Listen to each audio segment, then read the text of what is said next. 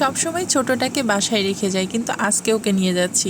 কিন্তু আসলে এই হসপিটালে কিন্তু বাচ্চাদের নিয়ে যেতে হয় না, আর আমি সেই জায়গায় আজকে ওকে নিয়ে যাচ্ছি। মানে ও এতটা দুষ্টুমি করে, ওই জন্য ওকে নিয়ে যেতে ইচ্ছা হয় না, মানে ওকে আমি সামলাইতে পারি না।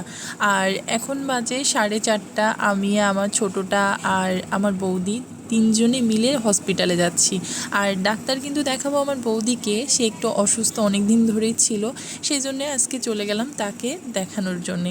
আর আমাদের যশোরে ইবনে সিনা হসপিটালটা কিন্তু অনেক ভালো ভালো ভালো মানের ডাক্তারও আছে।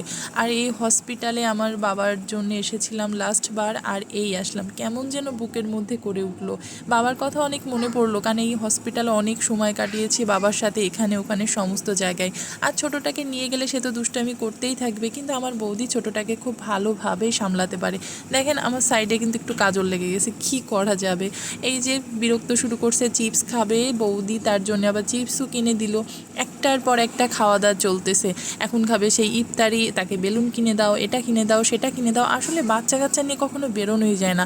আর আমার ছোটোটা গুলুর মতন যদি একটা থাকে তাহলে তো হইল, ঘোরাঘুরি সব শেষ, শুধু ওকে সামলাও ওকে সামলাও।